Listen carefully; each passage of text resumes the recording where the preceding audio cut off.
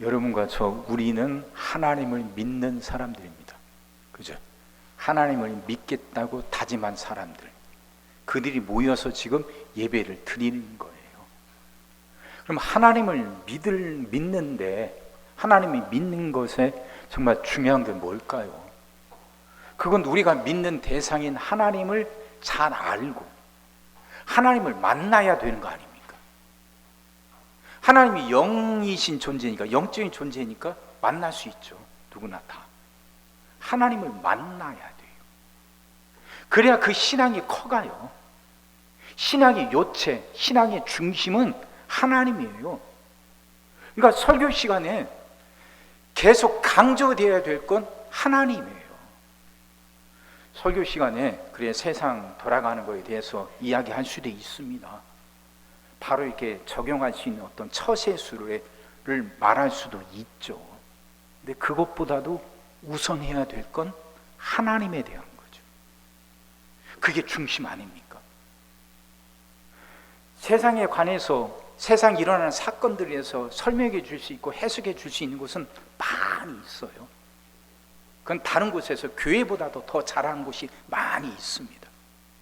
교회는 하나님을 믿겠다고 다짐한 사람들이 모이는 곳이니까 교회에서 가장 강조돼야 될 건 하나님이에요. 그래서 설교 시간에 가장 많이 선포되어야 하는 말씀은 하나님에 관한 것이어야 돼요. 하나님이 어떤 분이시고 하나님이 특히 그 하나님의 사랑이 얼마나 큰지 그걸 전하고 또 전해서 성도들이 그 하나님을 만나게 해야죠. 그 하나님의 사랑을 가슴으로 느끼게 해줘야죠. 그게 설교 시간이에요. 그걸 잘하는 목사가 유능한 목사인 것이고 제대로 목회하는 목사가 되는 거죠. 오늘은 종려주일입니다. 예수님이 예루살렘 성으로 들어가신 날을 기념하는 주일이죠. 예수님이 예루살렘 성으로 들어가셨다 하는 말은 왕으로 들어가신다는 거예요. 왕으로. 세상 모든 걸 다스리시는 왕. 지금 이스라엘은 로마의 식민지입니다. 그러니 그 고생이 어떨지 상상이 가잖아요. 그래서 예루살렘 사람들뿐만 아니라 모든 이스라엘 백성들이 꿈꾸고 소망하는 메시아 왕은 로마로부터 자신들을 해방시켜 줄 왕. 그래서 정치적으로 독립을 하고 경제적으로 안정을 찾고 많은 사람들이 편하게 살아갈 수 있는 그런 나라를 만들 수 있는 왕을 꿈꾸고 소망합니다. 근데 예수님은 왕으로서 그 예루살렘 성에 들어가시지만 예수님은 세상 사람들이 꿈꾸는 왕이 아니었습니다. 예수님은 인생에서 그보다 더 본질적인 문제를 해결해 주시러 오신 거죠. 단지 이스라엘이 로마로부터 독립하는 것 이것만이 아니라 단지 이스라엘을 거기서 로마에서 독립하게 해주면 이 사건은 사건 한 번으로 끝나는 게 아니라 계속 반복이 되거든요. 로마와 같은 또 다른 로마들이 계속 나오니까 예수님은 인생의 문제 중에 가장 본질적인 것 그걸 해결하러 오신 거죠. 그게 뭐냐? 죄의 문제예요. 그게 죄의 문제. 이게 인생의 가장 본질적인 문제죠. 단지 지금 로마의 식민지로 살아가서 힘들고 어려운 게 아니라 그보다 더 본질적인 죄에 매여 있기 때문에 힘들고 어렵게 살아가는 거죠. 이 죄의 문제가 해결이 돼야 로마의 문제, 로마의 식민지 문제도 해결이 되는 거예요. 로마의 식민지 문제만 해결한다고 해서 인간의 본질적인 문제가 해결되는 게 아니니까 로마 아닌 또 다른 로마, 이름만 바꾸고 또 다른 옷을 입은 또 다른 로마들에 의해서 인간들은 계속해서 괴롭힘 당할 거니까 본질적인 문제, 죄 그걸 해결하러 오신 거예요. 근데 그 죄를 해결하러 오시는 왕이신 예수님은 보통 왕들이 타는 큰 말, 백마가 아닌 작고 보잘것없고 초라한 나귀를 타고 들어오셔요. 나귀를. 힘이 없어서 아니에요. 마태복음 6장 26절 53절엔 이런 말씀, 26장 53절엔 이런 말씀이 있습니다. 너는 내가 내 아버지께 구하여 지금 12군단 더 되는 천사를 보내시게 할 수 없는 줄로 아느냐. 이 말씀 배경 기억나셔요? 예수님이 겟세마네 동산에서 기도하실 때죠. 기도가 끝나고 나니까 제사장의 종들이 예수님을 잡으러 옵니다. 칼을 들고 잡으러 와요. 그러니까 옆에 있던 베드로가 칼을 꺼내서 그 제사장 종들 중에 한 명, 이름은 말고라가 하죠. 그 사람 귀를 치잖아요. 그때 예수님이 이 말씀하신 겁니다. 내가 지금 힘이 없어서 이렇게 붙들려 가는 줄 아느냐? 내가 지금이라도 당장 하늘에서 12군단도 더 되는 천사를 불러올 수 있다. 한 군단에 보통 몇 명입니까? 적어도 몇천 명 되지 않습니까? 12군단이니까 엄청난 수잖아요. 엄청난 군대, 그 천사 군대를 지금이라도 당장 부를 수 있다. 그런데도 난 그걸 않는다는 거죠. 그걸 포기한다는 거죠. 그러면서 붙들려 가시는 겁니다. 예수님이 그렇게 능력 있는 분인데 왜 그 능력을 다 포기하고 붙들려 가시는지, 그것도 얼마든지 큰 말을 타실 수 있음에도 불구하고 작고 초라한 나귀를 타고 들어가시는지, 그렇게 예루살렘 성에 입성하신 다음에 예수님이 당하신 일들을 우린 잘 알고 있지 않습니까? 그래서 우리는 그걸 고난주간이라 이름 붙이고 한 주간을 그걸 생각하잖아요. 그걸 묵상하게 되잖아요. 말할 수 없는 고초를 당하고 모욕을 당하십니다. 채찍에 맞고 십자가에 못 박혀요. 십자가에 못 박히는 순간에도 그 로마 군인들이 예수님에게 가시관을 씌워놓고 위에 홍포를 입히면서 그 황제라고 왕이라고 절하면서 조롱하잖아요. 예수님이 십자가에 못 박히셨을 때 지나가던 사람이 네가 정말 하나님의 아들이라면 거기서 내려와 보라고, 그러면 내가 너를 믿겠다고 조롱하시다. 근데 그걸 고스란히 다 받으신단 말이에요. 능력이 있는데 심지어는요, 그 군인들이 신 포도주를 예수님께 드립니다. 이게 뭐냐면 진통제예요. 진통제. 그 십자가에 못 박혀 당하는 고통이 너무 참혹하니까 보는 사람이 보기에도, 밑에 있는 사람이 보기에도 너무나 고통스러우니까 자기들이 먼저 포도주를 예수님께 드린 거예요. 이거라도 마시라고. 이게 진통제 역할을 하니까 그 고통을 조금이라도 경감시켜 줄 거라고 하는데 예수님이 그것마저도 거절하셔요. 그리고 그 고통을 몸으로 다 감내하신단 말이에요. 왜 그러냔 말이죠. 무엇 때문에? 오늘 본문도 그렇게 말합니다. 5절, 너희 아래 이 마음을 품으라. 곧 그리스도 예수의 마음이니 그는 근본 하나님의 본체시나 하나님과 동등됨을 취할 것으로 여기지 아니하시고, 그는 근본 하나님의 본체시다. 하나님과 동등하다는 거예요. 하나님 같은 권위를 갖고 계시고 하나님처럼 영광스러운 존재라는 거죠. 당연히 마땅히 그걸 누릴 수 있는 분이라는 거죠. 근데 그걸 스스로 포기하셨다는 겁니다. 취할 것을 여기지 아니하시고 7절, 오히려 자기를 비워 형체를 가지사 사람들과 같이 되셨고, 이러거든요. 사람들과 같이 되셨고, 이걸 그 영어 성경 NIV 성경이 이렇게 말해요. 이렇게 번역합니다. He made himself nothing. 좀 영어를 잘 못하는데 이건 알 것 같아요. He made himself nothing. 그는 스스로 자신을 nothing, 아무것도 아닌 존재로 만들었다는 거죠. 사람이 nothing, 아무것도 아닌 존재다, 그 말이 아니에요. 지금 하나님이 누리시는 그 영광스러운 존재, 그거에 비하면 십자가에 지는 사람의 모습은 아무것도 아닌 거다, 그 말이죠. 이해가 되시죠? 비교하는 거예요. 인간 자체가 nothing, 아무것도 아닌 존재라는 것이 아니라 하나님으로서 마땅히 누릴 수 있는 그 영광과 존귀에 비하면 십자가에 못 박히는 것은 아무것도 아닌 것, nothing이 되는 것과 똑같다는 거죠. 왜 이렇게 되시냔 말이죠. 스스로. 무엇 때문에? 스스로 자신을 아무것도 아닌 존재로 여겨질 만큼 스스로 그렇게 낮아지셨다는 거예요.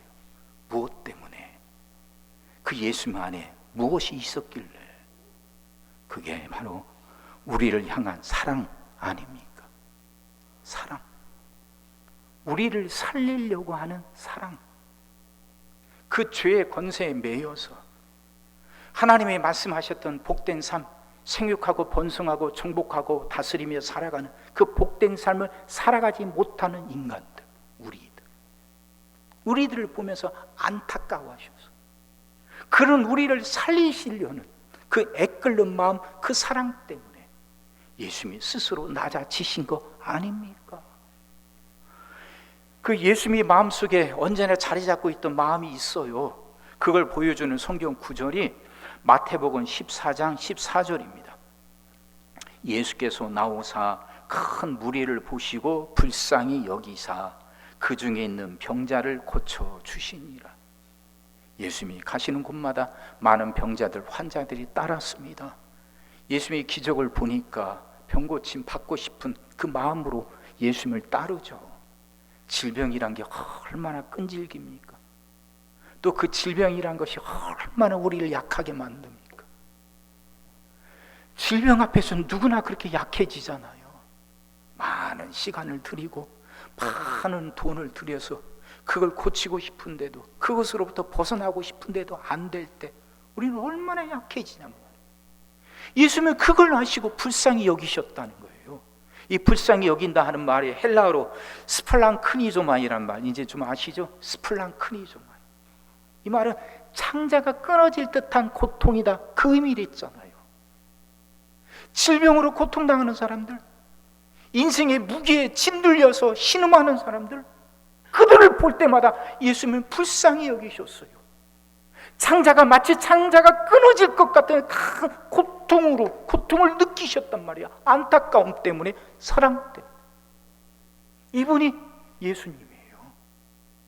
이것이 우리를 향한 하나님의 사랑이에요. 그러니까 저 십자가는 흉측하고 잔인한 사형 틀이 아니라 우리를 향한 하나님의 큰 사랑의 징표인 거죠. 징표. 그 사랑 때문에 말을 탈 수 있는 예수님이 굳이 나귀를 타고 예루살렘 성에 들어가신 것이고, 네가 십자가에서 내려오면 당장이라도 내가 너를 믿겠다고 그렇게 조롱하는 그들 앞에서도 흔들림 없이 침묵을 지키며 그 십자가에 매달려 있었던 것도 우리를 향한 사랑 때문인 거죠. 그 몸소리 쳐지는 고통, 보는 사람이 보기에도 안타까워서 먼저 신포도주 진통제를 내미는데도 그걸 거절하시면서 그 고통을 온몸으로 다 당하시는 예수님, 우리를 향한 사랑 때문인 거예요. 그 사랑 때문에 예수님이 그렇게 낮아지셨고, 그 사랑 때문에 예수님이 그렇게 수모를 겪으셨고, 그 사랑 때문에 예수님이 그렇게 고통을 감내하신 것이죠. 종료주일, 그 종료주일을 기념하면서 하나님께 예배드린 우리 안에 먼저 이 하나님의 사랑이 느껴져야 되는 거 아니겠습니까? 이걸 확인하는 자리예요, 이 자리가. 예수님을 그리 왕으로 영접하는 것이죠. 그 백성들이 겉옷을 벗어서 땅에 깔고 종려나무 가지를 꺾어서 호산나 호산나 외치며 예수님을 찬양하는 것, 그걸 기념하는 겁니다. 그래, 맞아요. 예수님이 우리를 다스리시는 왕으로 영접하는 거예요. 근데 그 이전에 먼저 있어야 될 것은 우리를 향한 하나님의 사랑의 확인이죠. 그 사랑을 내가 느껴야만이, 그 사랑을 내가 믿어야만이, 확신해야만이 그 주님을 진정한 왕으로 모실 수 있는 거 아닙니까? 이 사랑이. 우리가 잘 아는 성경 구절이 있죠. 요한복음 3장 16절. 여러분 어렸을 때 그 요절로 많이 외우셨을 겁니다. 하나님이 세상을 이처럼 사랑하사 독생자를 주셨으니 이는 그를 믿는 자마다 멸망하지 않고 영생을 얻게 하려 하심이라. 우리가 많이 들어서 외우는 말씀이에요. 근데 여기서 정말 중요한 구절이 그 바로 이처럼이란 단어 아닙니까? 하나님이 세상을 이처럼 사랑하셨다. 그 이처럼. 그럼 그 이처럼이란 단어를 좀 이해하려면 그 앞 구절을 봐야 됩니다. 이게 요한복음 3장 14절 15절이요. 모세가 광야에서 뱀을 든 것 같이 인자도 들려야 하리니 이는 그를 믿는 자마다 영생을 얻게 하려 하심이니라. 광야에서 뱀을 든 것 같이, 이 사건 기억나셔요? 이게 이제 놋뱀 사건인데, 민수기 21장에 나오는 말씀입니다. 거기 보면 이스라엘이 이제 그 호렙산에서 나와서 가나안 땅을 향해 이제 행진할 갑니다.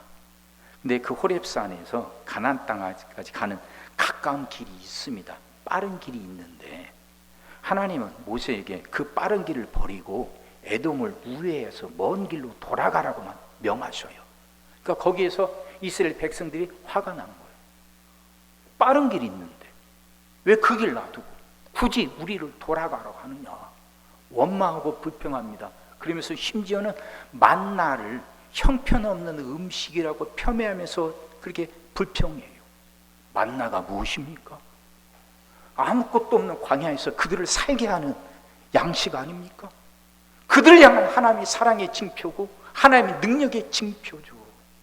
만나 때문에 지금 그들이 살아가고 있는데도 먼 길로 돌아가게 한다고 날마다 먹는 하나님의 그 은혜이고 하나님의 사랑의 표시인 만나까지도 그렇게 폄훼하며 형편없는 음식이라고 조롱하고 있단 말이에요.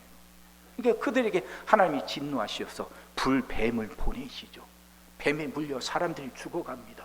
불뱀 하니까 아마 그 뱀에 물렸을 때 상처가 그 통증이 불에 대인 것 같은 통증이었을 것 같아요. 그래서 이름이 불뱀이라 붙였을 것 같아요. 불뱀에 물려 죽어가니까 모세가 어떻게 합니까? 백성들이 죽어가는데 하나님 앞에 무릎 꿇고 두 손 들고 기도하죠. 하나님 이 백성을 긍휼히 여겨달라고. 이 백성이 어리석어서 하나님의 은혜가 뭔지 그 많은 은혜를 받고 그 만나를 날마다 먹으면서도 그 하나님의 은혜를 모르고 원망하고 불평한다고. 이 백성을 긍휼히 여기시고 용서해달라고. 그 중보 기도에 하나님 응답하시죠. 노수로 뱀을 만들어서 장대에 매달아 높이 들라는 겁니다. 그래서 고개를 들어 그 뱀을 본 사람들마다 살아난다는 거죠. 이 말씀이에요. 이 말씀. 이렇게 하나님이 세상을 사랑하셨다는 거죠. 불뱀에 물린 건 하나님의 변덕 때문이 아니잖아요. 하나님의 잔인해서가 아니잖아요. 이스라엘 백성들이 자초한 거 아닙니까? 그들의 원망 때문에, 불평 때문에 그들이 자초한 징벌입니다. 그래서 불뱀이 왔지만 하나님은 불뱀에 물려 죽어가는 그들을 놔두지 않으셔요. 안타까워서 놋뱀을 만드셔서 놋뱀을 보라고 하십니다. 그들을 다시 용서하시고 다시 살 수 있는 길을 열어주시는 것이죠. 우리를 향한 하나님의 사랑이 마치 이와 같다는 거예요. 우리가 당하는 고난, 어려움들, 우리가 자초한 것들인데 우리의 어리석음 때문에, 우리의 배은망덕함 때문에, 우리의 은혜를 모르는 마음 때문에 당연히 마땅히 당하는 건데도 그럼에도 불구하고 그런 우리를 살리시려고, 우리를 용서하시고 우리에게 다시 기회를 주시려고 놋뱀을 만드시는 하나님, 그리고 그 놋뱀을 보게 하셔서 다시 살아나게 하시는 하나님, 그 하나님의 사랑이 우리에게 주어지고 있고 우리가 그 사랑을 받으며 살아가고 있다, 이 말씀이에요. 그러니 그 놋뱀이 바로 예수님이죠. 놋뱀이 장대에 매달려 높이 든 것처럼 예수님이 십자가에 매달려 높이 드신 것이죠. 성경의 역사는 놋뱀의 역사예요. 어떤 목사님이 그 말씀하시던데, 그래요, 놋뱀의 역사예요. 불뱀과 놋뱀의 역사. 이스라엘은 언제나 그렇게 하나님을 배신하고 원망하고 불평합니다. 그게 끊이질 않아요. 광야에서만이 아닙니다. 가나안 땅 들어가서도 젖과 꿀이 흐르는 땅을 갖게 되고 그곳에서 정말 복된 삶을 살아가면서도 그들은 또 하나님을 버리고 바알을 쫓고 우상을 쫓죠. 불뱀에 물린단 말이에요. 근데도 하나님은 그들을 그렇게 놔두지 않으셔요. 포기하지 않으셔요. 언제나 놋뱀을 만드셔서 그들을 보게 하시고, 그들이 그걸 보게 하시고 그들을 살려내시죠. 용서해 주시고 또 길을 열어주셔요. 사랑 때문에 사랑. 그러니 우리 이 종료주일날 우리 그 하나님의 사랑, 우리를 향한 하나님의 사랑을 확인하고 내가 그 사랑받는 존재고 내가 그 사랑 속에 살아가고 있다는 걸 깨닫는 거예요. 이게 종료주일의 의미예요. 이걸 깨달을 때 우리는 종료주일 예배를 하나님 앞에 온전히 드리게 된 것이 되는 거죠.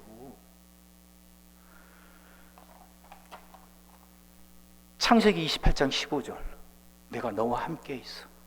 네가 어디로 가든지 너를 지키며 너를 이끌어 이 땅으로 돌아오게 할지라. 내가 네게 약속한 것을 이루기까지 너를 떠나지 아니하리라. 말씀. 그 하나님이 야곱에게 주신 말씀 아닙니까? 아버지 집에 살 수 없어서 외삼촌 집을 향해서 떠나는 야곱. 아무런 보장도 없어요. 미래가 보이지 않아요. 그랬던 그가 베델, 아무것도 없는 벌판 황무지, 마치 그의 인생과 같잖아요. 이슬마저도 피할 수 없는 그곳에서 돌을 베개 삼아 베고 구부려 자고 있는 그에게 하나님이 주신 말씀 아닙니까? 사랑이잖아요. 사랑. 자기가 하나님으로부터 사랑을 받고 있다는 존재라는 것, 그 사랑이 자기와 끝까지 함께 한다는 걸 믿어지니까 야곱은 거기서 일어서서 외삼촌 집에 가고 20년 동안 그 외삼촌에게 10번이나 사기 당하는데도 굴하지 않고 버텨 결국 짐승을 두 떼나 거느린 큰 거부가 되어 고향으로 돌아오게 되는 거 아닙니까? 사랑이에요, 사랑. 제가 전에 언제 한번 이게 사용했던 예화인데 말씀 준비하면서 또 머릿속에 떠오르더라고요. 그 한번 들으셨지만 또 이야기할게요. 한번 들어보셔요. 그 옛날 6.25 때 있었던 일이라고 그래요. 선교사님이 이제 겨울입니다. 어둡고 정말 차가 모든 것이 다 꽁꽁 얼어붙은 겨울날 차를 타고 다리 밑을 지나는데 다리 밑에서 어린애 울음소리가 들려요. 엉해. 깜짝 놀라서 멈추고 내려갔더니 다리 밑에 웬 여인이 옷을 다 벗은 채 이렇게 웅크리고 있어요. 소리는 그 안에서 나요. 가만 보니까 어린 애기, 갓난 이 어머니가 애기를 살리려고 아마 피난길에서 좀 뒤처졌는가 보죠. 애기를 살리려고 자기 옷을 다 벗어서 이 아이를 꽁꽁 싸고 품에 안고 있는 거예요. 그래서 너무 추워서 어머니는 죽었는데 다행히 아들은 살아있더라고요. 애기가. 선교사님이 그 아이를 데려다가 키웠다고 그러잖아요. 근데 이놈이 크면서 자꾸 말썽을 부리고 사고를 쳐요. 그러지 말라고 타일이기도 하고 혼내기도 하는데 말을 안 들어. 생각도 못했던 선교사님이 그 아이 아들을 데리고 그 어머니 무덤에 찾아갔대잖아요. 그 당시 이제 바쁘니까 대충 이렇게 무덤 만들어놨는데 그 무덤에 찾아가서 그 얘기를 해줬답니다. 어머니가 너를 어떻게 살렸느냐, 어떻게 살렸는지 이야기를 해주니까 그 얘기를 듣고 이 아들이 그렇게 펑펑 울면서 자기 옷을 벗어서 그 무덤을 덮어주면서 엄마 얼마나 추웠어, 얼마나 추웠어, 엄마 때문에 내가 살았어, 엄마 고마워, 엄마 미안해, 그렇게 통곡을 하더만 그 다음부터 이 아이가 달라졌다 그러잖아요. 나중에 목사님이 그 선교사님이 물어봤답니다. 어떻게 그렇게 달라질 수 있었냐고. 처음에는 자신이 어머니부터 버림받았다고 생각했대요. 그와처럼 선교사 밑에 사니까. 그래서 자기는 사랑받지 못한 존재, 버림받은 존재라 여겼답니다. 그러니 마음속에 분노가 끊이지 않죠. 원망이 끊이지 않죠. 그러니 이 분노를 자기도 어쩌지 못하니까 그렇게 사고를 치고 다녔는데 그 어머니가 자기를 살리려고 그렇게 죽었다는 이야기를 들으니까 자기가 그 어머니로부터 그렇게 큰 사랑을 받았다는 걸 알게 되니까 그 한순간에 마음속에 그렇게 가득했던 원망과 분노가 사라지더래요. 그게 사라지고 나니까 삶이 바뀌죠. 그렇게 엄마로부터 사랑을 받았으니까 내 삶이 그 엄마의 사랑에 부끄럽지 않게 잘 살아야지, 제대로 살아야지 하는 마음이 생기더라고요. 그래서 삶이 바뀌었다는 이야기 기억나시죠? 사랑이에요, 사랑. 사랑받지 못했다고 생각했을 때는 원망과 분노가 끝이지 않았는데 자기가 사랑받는 존재였다는 게 알게 되는 순간 그 원망과 분노가 한순간에 사라지더라고요. 사랑하는 성도 여러분, 우리는 그렇게 하나님부터 사랑받는 존재예요. 우리는 지금 그 사랑 속에서 살아가고 있는 거예요. 우리에게 사랑을 받을 만한 어떤 자격이나 조건이 있어서가 아니에요. 불뱀에 물린 건 하나님이 잔인해서가 아니잖아요. 이스라엘이 자초한 징벌 아닙니까? 그들이 어리석고 그들이 원망하고 불평했기 때문에 불뱀이 온 건데 그럼에도 불구하고 하나님은 노뱀을 만드셔요. 그들을 용서하시고 그들을 살리셔서 다시 살아갈 기회를 주신단 말이에요. 사랑 때문에. 사랑 때문에. 그럼 우리에게도 이 사랑이 주어지고 있는 겁니다. 하나님은 우리를 어떻게까지 사랑하시냐? 끝까지 사랑하셔요. 그 요한복음 13장 1절 말씀입니다. 유월절 전에 예수께서 자기가 세상을 떠나 아버지께로 돌아가실 때가 이른 줄 아시고 세상에 있는 자기 사람들을 사랑하시되 끝까지 사랑하시니라. 이 구절이 이번 고난주간 특별 새벽기도의 그 본문 구절이에요. 주제 구절입니다. 여기서 말하는 끝까지 사랑하신다 할 때 그 끝까지란 말이 헬라어로 에이스 텔로스란 말입니다. 텔로스란 게 목적이란 뜻이거든요. 그러니까 목적을 이룰 때까지, 완전함에 이를 때까지 하나님이, 예수님이 우리를 사랑하신다는 거죠. 이 말씀은 6월절에 예수님이 이제 제자들의 발을 씻어주는 그 사건에서 나오는 말씀이거든요. 제자들이 다 예수님을 사랑했습니까? 가룟 유다는 예수님을 배신하잖아요. 근데 예수님은 그 가룟 유다의 발까지 씻으셔요. 그날 그 가룟 유다가 자신을 배신하고 고발할 걸 아시면서도 그를 품고 그 발을 씻으셔요. 끝까지 사랑하시는 거죠. 우린 이 사랑을 받고 살아가고 있습니다. 여러분이나 저, 우리 모두가 이 사랑 가운데 살아가고 있습니다. 그러니 창세기 28장 15절 말씀은 야곱에게만 주신 말씀이 아니라 우리들에게도 주시는 말씀입니다. 내가 너와 함께 있어. 네가 어디로 가든지 너를 지키며 너를 이끌어 이 땅으로 돌아오게 할지라. 내가 네게 약속한 것을 다 이루기까지 너를 떠나지 아니하리라. 이게 믿어지는데 두려울 게 뭐 있겠어요? 무서울 게 뭐 있겠어요? 암담할 게 뭐 있겠어요? 이 사랑이 함께 하는데, 이 사랑이 끝까지 나를 따라오는데, 우리도 마찬가지 아닙니까? 이 사랑이 여러분과 저, 여러분 한 분 한 분에게도 함께 있는데, 그 하나님이 여러분을 끝까지 그렇게 사랑하시는데, 자신을 낮춰서 아무것도 아닌 존재, 낯생이 되기까지 자신을 내려놓으시면서 우리를 사랑하시는 그 사랑이 우리와 함께 하고 있는데 두려울 게 뭐 있냔 말이에요. 무서울 게 뭐 있냔 말이에요. 이 사랑을 느끼시기 바랍니다.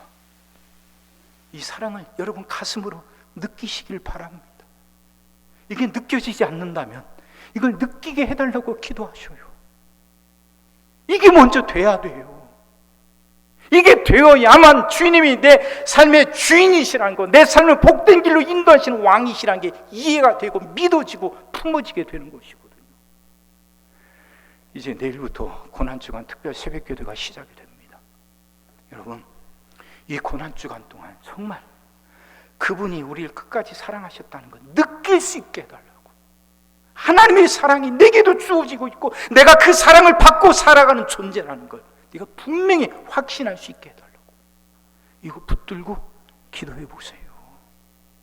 이 특별 새벽 기도 기간 동안 이 시간을 지켜서 나오세요.